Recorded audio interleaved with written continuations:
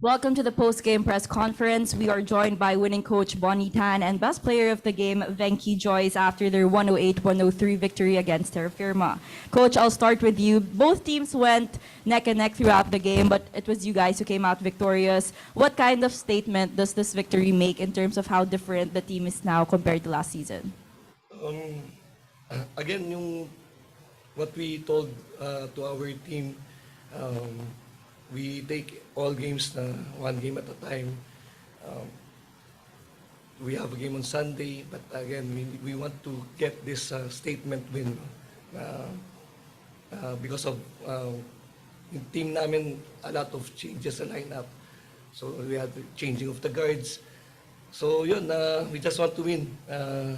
Having some players, even though it's a single point, 2 points, sa panalo, get the first win para yung first impression, doon magdidictate sa hopefully yung conference. Coach, anong pinaka-pinanghawakan nyo down the line to survive this game? May import maybe. He's our main guy. I challenge him nga na this is the first time Venky played for sa Asia as an import. He played for several teams sa Europe. But sa Europe, they have multiple imports. So I challenge Joyce, Venky to perform and give us the first win. Okay, thank you, Coach. Let's now move on to Venky Joyce, double-double performance, 43 points and 10 rebounds. A while ago, you were telling me this game would dictate how you've adjusted to the physicality, to the longer minutes, and to just the Philippine kind of play. Now, after the game, what were your in-game adjustments and things that you had to learn on the fly? I think as a team, it was more, maybe not individually, but as a team, just finding our identity on the court and gelling together. So I think the adjustments that we made were more defense and running is when we looked really, really good. And then there were times when maybe we weren't as aggressive as we needed to be on defense and a little bit placid.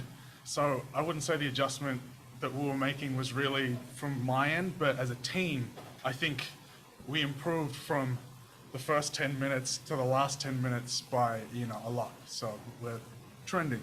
Before the match, Coach, it's about you as how you make it a point to involve your teammates. And we saw that in the last few sequences with Arvin Tolentino. Talking about the locals, how helpful are they in complementing you and bringing out this kind of level of play from you?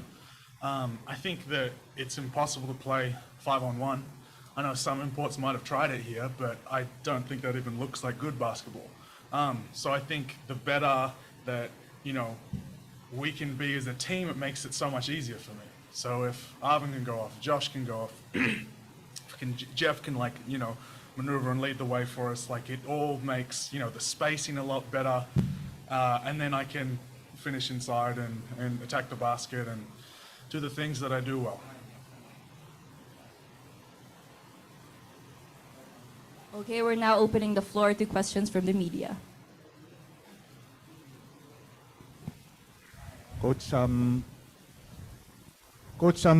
kayo yung last team na makakuha ng import but the way Venky played, how optimistic kayo sa conference na to?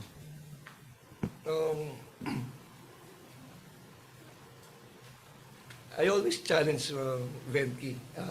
Even kahit sa height measurement niya, he's not the shortest player yata, shortest import yata siya at 6'5", below 6'5". So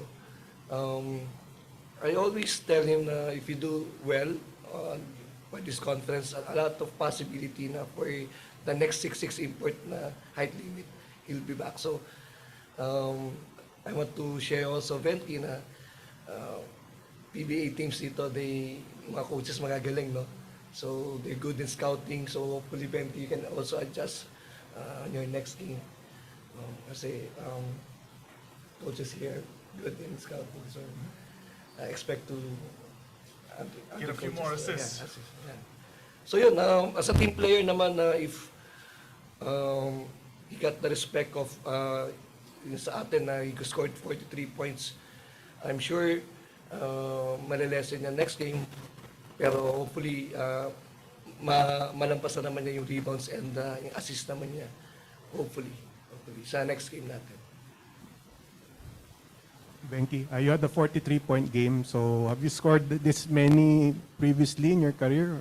Would you say this is your best game of your career? I've had two 38-point games, so it was actually quite nice to crack the 40 for a professional game. So yeah, that really doesn't mean anything. It really means just the win. I think is, so much pressure I think that we have on the first game. There's only 11 games in the season. I'm not really thinking about 43. I'm thinking about it's a huge win. And let's just carry this one. Hindi siya dapat mapininin. Wala siyang... Wala. Meron siyang binigat. Akin mo siya. Kasi ito na. Yung tawag ito. Mukha. Performing. Bigay ko na ba sa kanya? Like I said, I mean, got a lot more, not just one as much, but what my game is, I think coaches put a lot of trust and it's given me a lot of freedom, but I think what be a great player is that I can find as well. So I expect to go for 43, but maybe my system after he can play, more,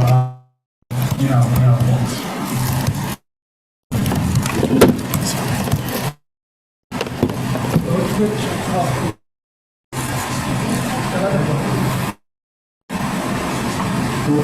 for the players to reach the bread and the time,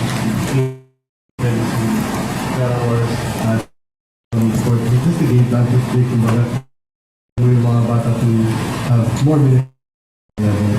They're part of the rotation. So, when I mentioned to my envy having 3 rookies inside the court finishing the game. Sabi ko hopefully it will start na again changing the cards sa part of they can struggle din yung sinasabing hindi acceptable for them kasi wala lang ako just tayo ng mga players. So yun, hindi ka na mag-step up at mga tuto. Sana ma-continue. Sana